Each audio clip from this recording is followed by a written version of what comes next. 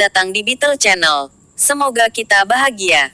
Jangan lupa subscribe, like, komen dan share agar channel ini semakin berkembang. Terima kasih. Bab 90 Silva bersandar ke kursi rotan. Dia mengambil teko tanah liat dan menyesap dari mulut teko. Dia bertanya, apakah kau tahu mengapa kau kalah? Zaiden menatap kosong padanya. Lalu wajahnya dipenuhi dengan kebencian yang pahit. Keluarga Suler menikamku dari belakang. Mereka tercela dan tidak tahu malu. Setiap orang berhak mengatakan bahwa keluarga Suler tercela dan tidak tahu malu. Tapi kita tidak bisa. Jika kau ingin mengatakannya seperti itu, maka kita berdua adalah orang yang tercela dan tidak tahu malu. Ditambah lagi, dunia bisnis seperti zona perang. Jika kau kalah, itu berarti kau tidak sebaik yang lain. Kau menolak untuk melihat masalahmu sendiri tetapi sebaliknya. Kau malah menuduh orang lain sebagai orang yang hina dan tidak tahu malu. Kau memang tidak berpengalaman. Silva meminta Zaiden untuk duduk. Nada dan penampilannya tampak tidak tergesa-gesa. Alasanmu kalah adalah karena kau terlalu picik. Kau terlalu terjebak dalam keuntungan dan kerugian sesaat.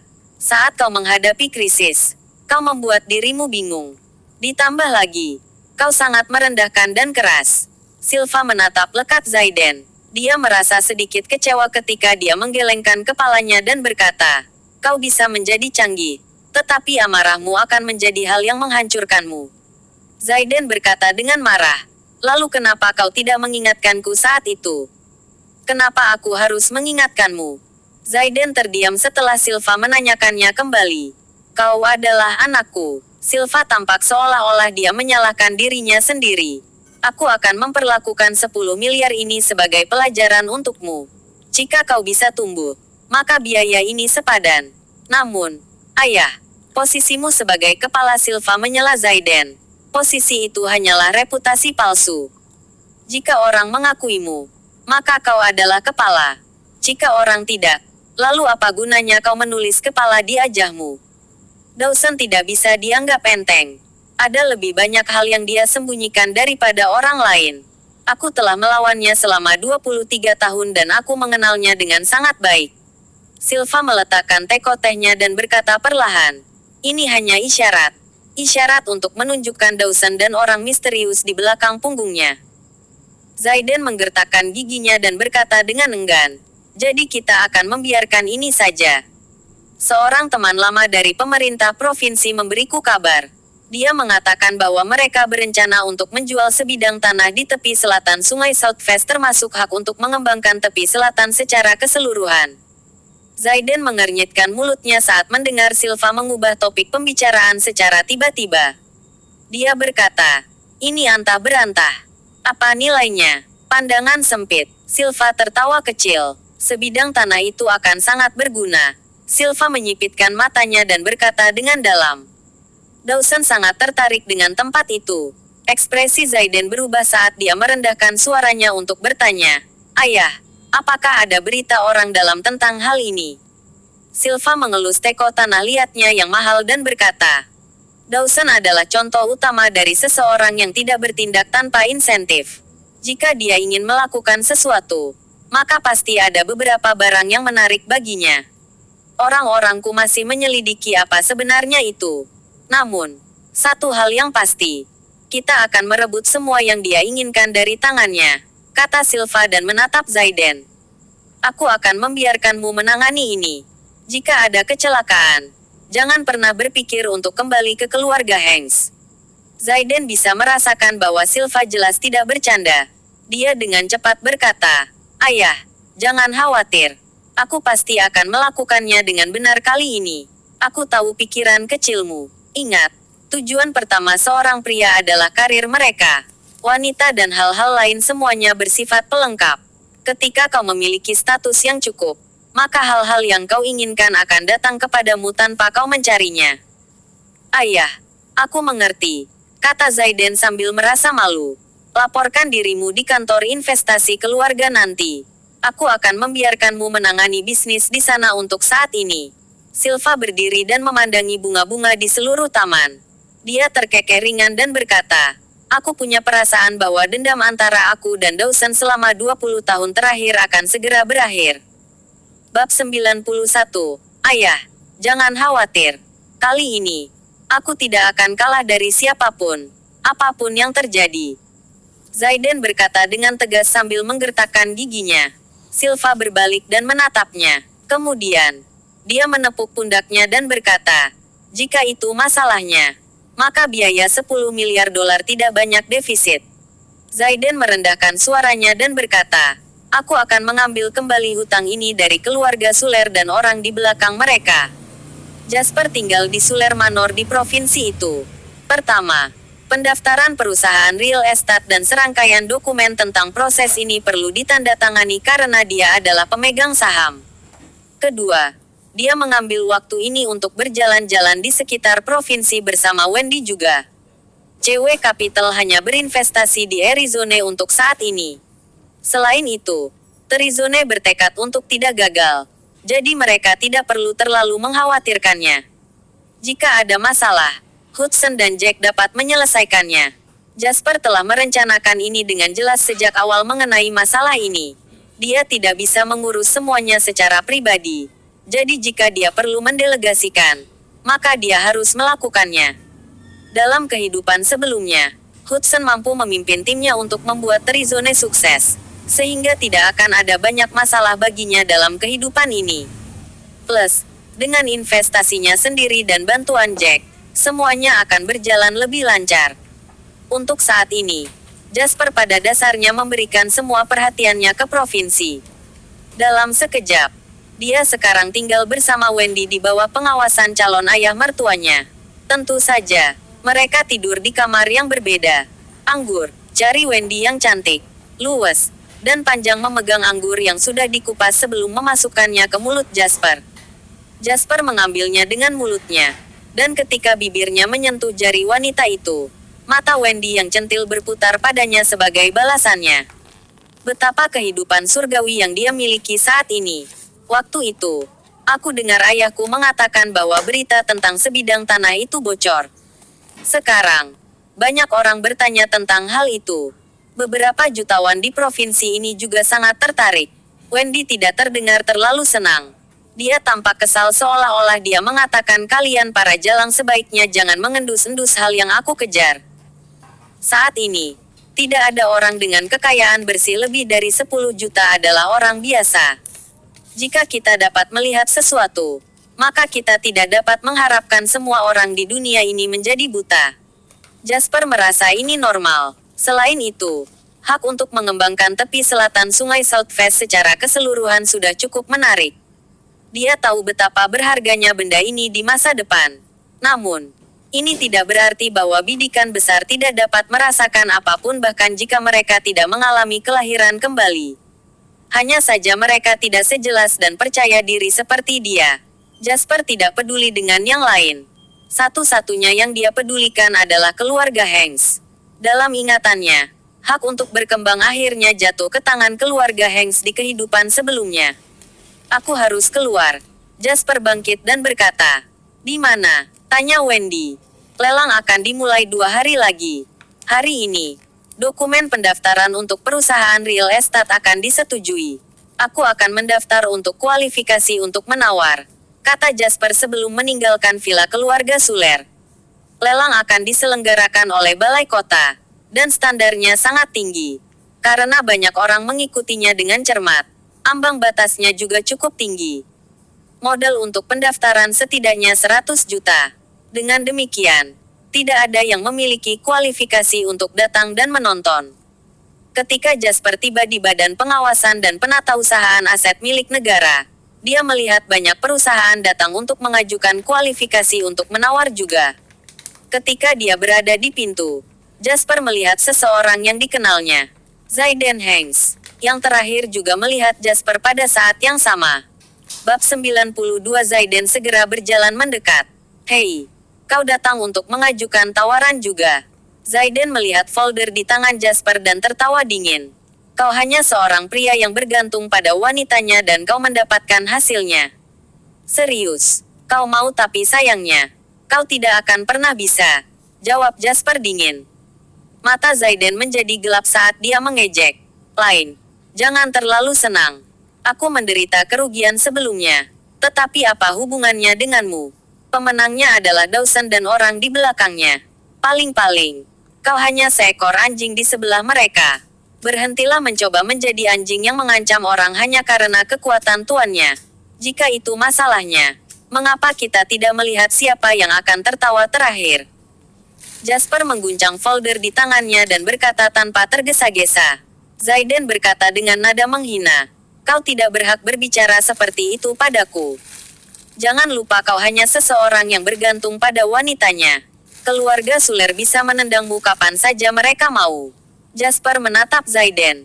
Dia ingin memberitahu Zaiden bahwa 600 juta dari 800 juta dolar yang dia investasikan di perusahaan real estate diserahkan kepadanya oleh Zaiden.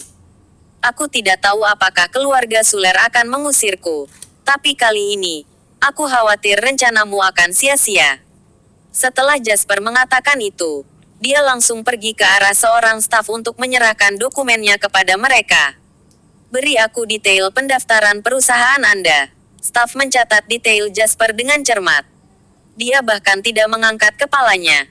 Tetapi ketika dia melihat dokumen yang diberikan Jasper kepadanya, dia terkejut. CW Real Estate Development Co., Ltd. Mendaftarkan modal 1,3 miliar. Ketika dia mengatakan itu, semua orang di ruangan itu melirik ke arah mereka. Terutama Zaiden yang masih di pintu dan belum pergi. Dia mengepalkan tinjunya erat-erat karena cemburu dan kaget. CW Real Estate. Dia tahu bahwa perusahaan ini dimulai oleh Jasper dan Wendy hanya dengan nama. Ditambah lagi, modal pendaftaran 1,3 miliar sudah cukup untuk membuat seseorang yang lahir di keluarga kelas atas di provinsi seperti Zaiden menderita pusing. Tidak semua orang mampu mengambil begitu banyak uang di zaman sekarang ini. Bahkan keluarga Hanks perlu berhemat dan menabung untuk jumlah uang itu setelah menderita cedera serius terakhir kali. Dia tidak perlu berpikir untuk mengetahui bahwa 1 miliar dolar yang dia hilangkan terakhir kali pasti ada di sana. Kecemburuan dan keluhan yang terjalin melahap hati Zaiden seperti ular berbisa. Kemudian, dia mendengar sesuatu. Hukum legalnya adalah Wendy Suler dan pemegang saham lainnya adalah Jasper Line. Apakah Anda Jasper Line? Iya, ini adalah identitasku dan badan hukum. Dokumen otorisasi Wendy Suler, baik. Rincian tentang 2 pemegang saham lengkap. Ini adalah nomor penawaran Anda. Sebelum lelang dimulai, harap mentransfer setoran tunai tidak kurang dari 50 juta dolar ke rekening ini. Kualifikasi Anda untuk menawar hanya akan berlaku setelah transferan itu. Mengerti? Terima kasih. Setelah prosedur, Jasper berjalan keluar dari pintu. Zaiden berdiri di depannya. Matanya merah. Apakah anjing tua itu, Dawson, memberikan 1,3 miliar itu padamu dan Wendy? Dawson dan grup Suler tidak memiliki saham di perusahaan real estate. Sebenarnya, jika Dawson sudah memberikan semua sahamnya kepada Wendy, Zaiden masih bisa mengerti. Namun, Jasper memiliki 50% bagian dalam hal ini dan Zaiden tidak dapat menerimanya. Baginya, Jasper sangat diuntungkan dengan sia-sia. Aku sama terkejutnya denganmu ketika keluarga Suler memberiku begitu banyak bagian dan barang. Jasper mengangkat bahu. Melihat Zaiden yang gemetar karena cemburu dan kaget, dia tertawa kecil sebelum berkata, namun, alasan dia memberiku uang yang diberikan keluarga Hanks untuk memulai sebuah perusahaan dan memberiku begitu banyak saham adalah karena Wendy dan aku sangat dekat. Apakah kau marah? Lawan aku kalau begitu. Persetan denganmu. Zaiden meledak dan langsung menerkam Jasper. Bab 93 Jasper tidak bergerak saat berhadapan dengan Zaiden yang hendak menerkamnya seperti anjing gila. Dia bahkan tersenyum padanya seolah-olah dia mengharapkan Zaiden kehilangan akal sehatnya. Tuan Hanks, pada saat kritis ini, orang-orang di sebelah Zaiden mencengkeramnya dengan erat. Ini adalah balai kota dan lantai atas adalah kantor para pemimpin. Jika Anda menyerangnya di sini, maka keluarga Anda akan berada dalam masalah. Harap tenang, bawahan Zaiden masih rasional. Mereka tahu bahwa jika Zaiden menyerang Jasper di sini, dia akan berada dalam masalah tidak peduli siapa yang salah. Zaiden menarik napas dalam-dalam dan menekan api amarahnya. Dia memelototi Jasper dan berkata dengan kejam, "Kau tidak akan berpuas diri lama." Segera, Aku akan membuatmu berlutut di depanku. Zayden berbalik dan pergi setelah dia berkata demikian. Jasper merasa sayang sekali Zayden menghentikan dirinya di saat-saat terakhir. Jika Zayden menyerang Jasper tadi, maka Jasper akan memiliki cara untuk membuatnya mendapatkan lebih dari yang dia harapkan. Namun, itu baik-baik saja. Itu adalah rencana menit terakhir. Jadi itu tidak akan memengaruhi gambaran yang lebih besar. Jasper berbalik. Dan ketika dia melihat semua orang melihat ke arah mereka, dia berkata, "Pergilah sekarang. Lanjutkan urusan kalian. Tidak ada yang bisa dilihat sekarang." Kerumunan bubar dalam kebingungan. Setelah Jasper merapikan pakaiannya, dia hendak pergi ketika dia mendengar seorang wanita tertawa di belakangnya. "Kau cukup menarik." Suaranya lembut dan halus dengan pesona yang indah. Jasper berbalik dan melihat seorang wanita berdiri di dekat lift. Dia berusia 20-an dan mengenakan gaun merah. Cuaca menjadi dingin, jadi dia memakai selendang di bahunya. Dia tidak memiliki banyak perhiasan, tetapi dia sangat menawan seolah-olah dia telah diberkati oleh surga. Kecantikannya yang indah dan luar biasa memancarkan pesona feminin yang berat yang bisa dirasakan dari setiap gerakannya. Ini pertama kalinya Jasper melihat seorang wanita yang bisa menyaingi Wendy dalam hal kecantikan. Kecantikan Wendy begitu halus sehingga tidak dipalsukan. Dia seperti permata paling berharga di dunia ini. Dan setiap inci tubuhnya diukir dengan sangat hati-hati. Di sisi lain, wanita di depannya berbeda. Dia cantik, tapi dia bukan yang paling cantik. Hal yang paling mengesankan darinya adalah sikapnya yang tidak sombong. Dia menawan seperti gumpalan asap tipis. Dia bisa berdiri di sana dan tidak melakukan apa-apa. Tetapi itu akan terasa seolah-olah tangan tak terlihat sedang mencabuti sanubarimu. Apakah itu pujian? Jasper berkata tanpa memikirkan masalah ini. Sudut bibir wanita itu melengkung menjadi lekukan yang terlihat bagus saat dia berkata, "Kurasa.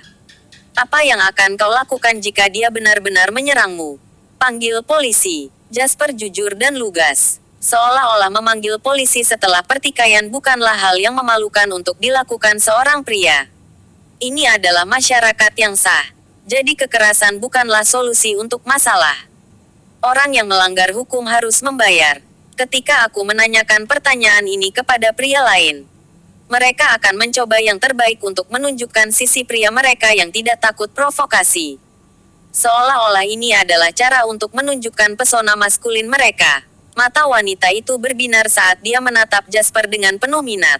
Jadi itu sebabnya mereka laki-laki lain. Jasper tertawa dan berkata. Setelah dia mengatakan itu, dia pergi. Bab 94. Wanita itu menatap Jasper dengan heran. "Apa kau tidak akan memberikan kartu nama dan meminta nomor kontakku?" "Selamat tinggal." Wanita itu cemberut sambil melihat punggung Jasper.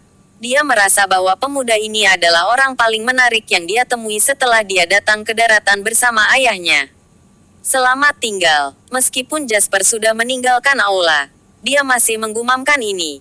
Jasper masuk ke mobilnya di tempat parkir. Matanya berbinar. Wanita barusan itu memiliki aksen kota Harbor yang kental.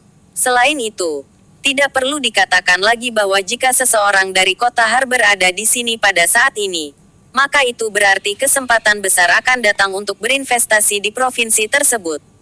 Jasper memiliki rencana di dalam benaknya, dan dia segera menelepon Dawson. "Paman Suler, ada yang ingin aku diskusikan denganmu." Dawson tidak ragu-ragu. Dia mengatakan kepada sekretarisnya untuk membatalkan jadwal berikutnya dan berkata kepada Jasper, "Baiklah.